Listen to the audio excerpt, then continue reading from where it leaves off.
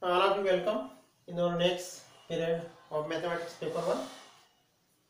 In the previous period we have seen basic rules of derivatives and finding the nth root or nth derivative of the given functions.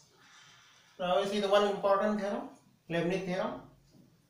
The statement of the theorem: if the functions f and g have derivative up to nth order, then nth derivative of product of f into g is given by the formula fn into g plus combination n1 fn minus 1 g1 plus combination n2 fn minus 2 g2 plus and so on plus last term f into gn.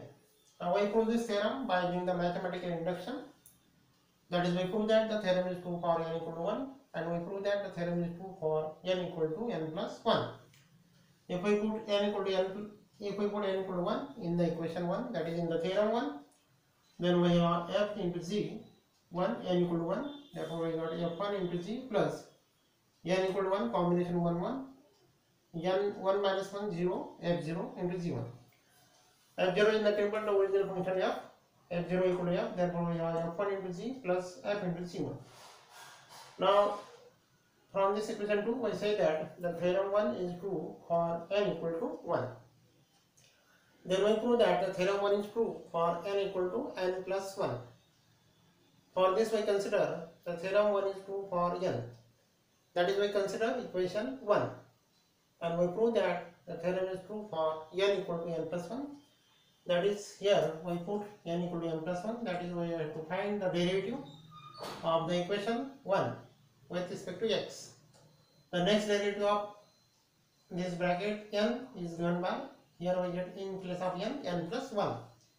Therefore, differentiating equation 1 with respect to x, we get f into g. The next derivative of this n plus 1 plus, equal to, now differentiating this by product formula, first into derivative of second plus second into derivative of first. First fn into derivative of second, derivative of g is g1. If we have the function y equal to, if y equal to x, then we have y1 equal to 1, y2 equal to 0, like this. Therefore, we have next derivative of g, g1. Here g is the function, derivative of g is g1, like this. Derivative of y is y1 plus second derivative, second function into derivative of first function, derivative of fn plus 1. Then next term, combination n1 as it is. Then the derivative of this again by product formula, first function, second function. Here also first function, second function. By product formula of derivative, first into derivative of second, derivative of g1 is g2 plus second function g1 into derivative of first, fn minus 1 plus 1. 1 cancel, we have fn. Again derivative of next term, combination n2 as it is. First function as it is, derivative of second, derivative of g2 is next derivative g3 plus g2 into derivative of first function fn minus 2 plus 1, we have fn minus 1 plus and so on plus derivative of last term, first function f into derivative of g, g1 plus 1 plus second function gn into derivative of first f1. Now from this we take the common. First write this term as it is, fn plus 1 into g, this first underline. Then two underline term, take common fn into g1, fn into g1 from this term and from this term, fn into g1, fn into g1. Therefore here we get in place of this first term 1 and here we get combination n1. Similarly we take the common fn minus 1 g2, that is the underline three underlines are given, fn minus 1 g2, fn minus 1 g2. Then here we have in the bracket combination n1 plus combination n2 plus and so on plus, take the term this 4 underlines f into gn plus 1. Then we make the addition of this combination n1 and 1, combination n1 and 1, we have combination n plus 1 1, therefore it is here n plus 1 1. Again, this combination n1 plus combination n2, we get the answer as combination n plus 1, 2. Now, if we put n equal to n plus 1 in the equation 1, then we obtain this equation 3. That is, we say that the theorem is true for n equal to n plus 1. Therefore, by mathematical inductions, that is by equation 2 and 3, the theorem is true for all n. Seen by equations 2 and 3.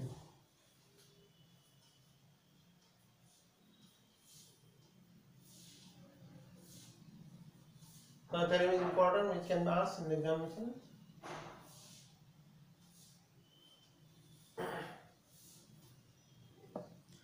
Then we say example on this theorem.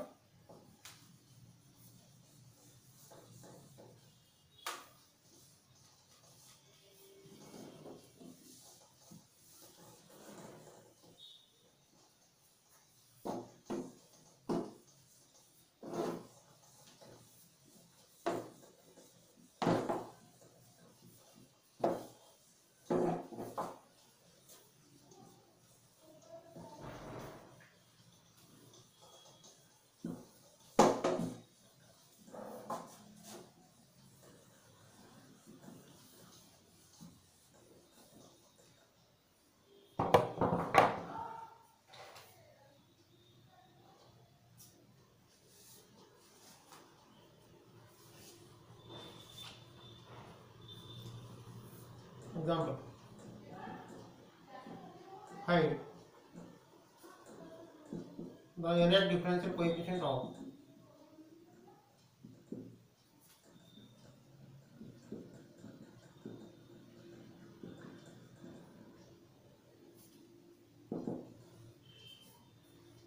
first x square into the power x, second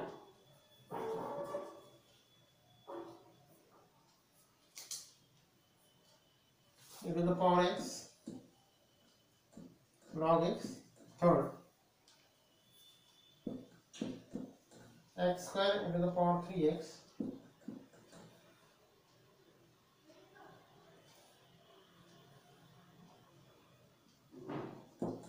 cos of 4x.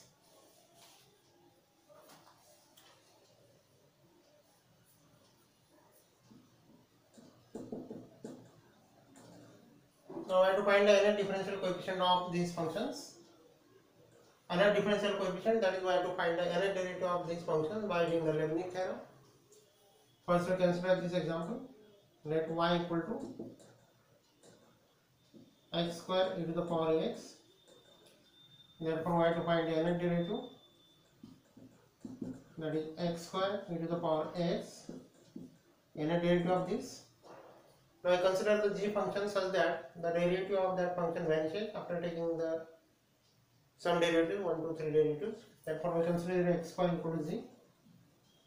Let f equal to e to the power x and g equal to x square. Now differentiating g function, we have g1 equal to twice x, g2 equal to 2, and g3 equal to 0. Therefore, we select the function g such that its derivative gets vanished after taking some derivatives.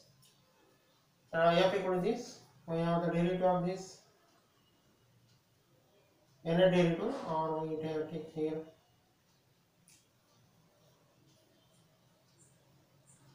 f. We know derivative of unit derivative of this function.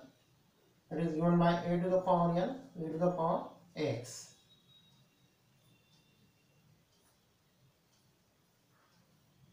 Therefore, we find fn minus 1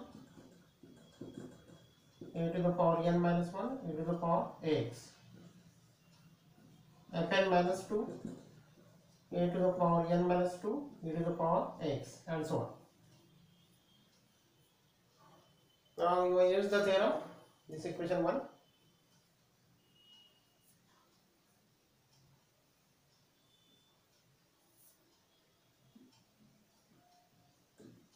by using Leibniz theorem.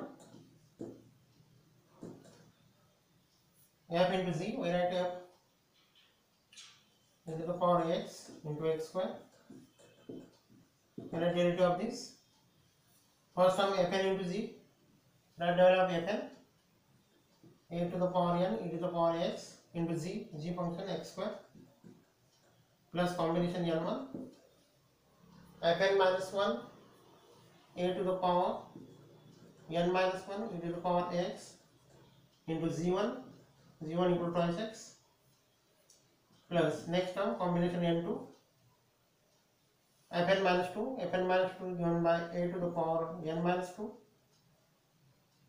e to the power x into z2, g2 equal to 2 and g3 0.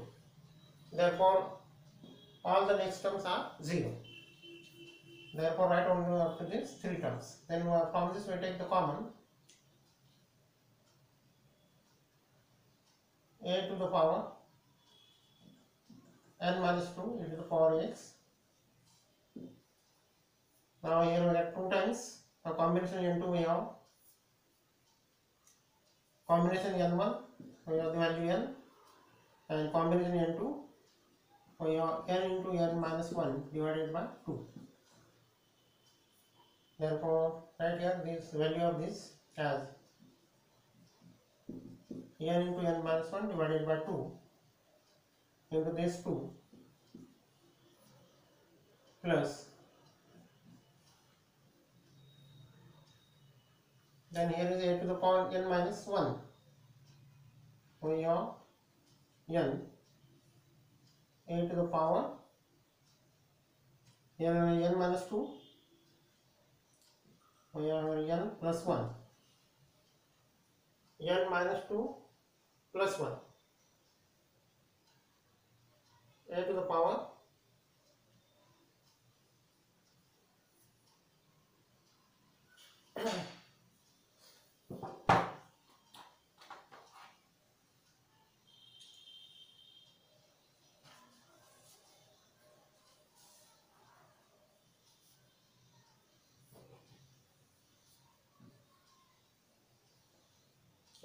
twice, value of combination n1 is n, therefore twice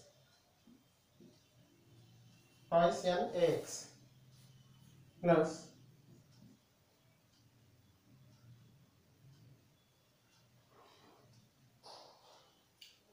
a square x square.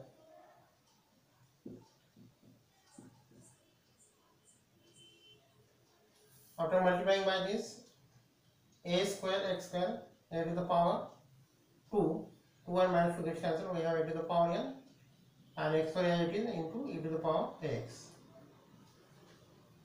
Now solve this, p2 gets cancelled, here we get n square minus 1. Keep as it is, therefore n into n minus 1 plus twice n ax plus a square x square, which is the final answer.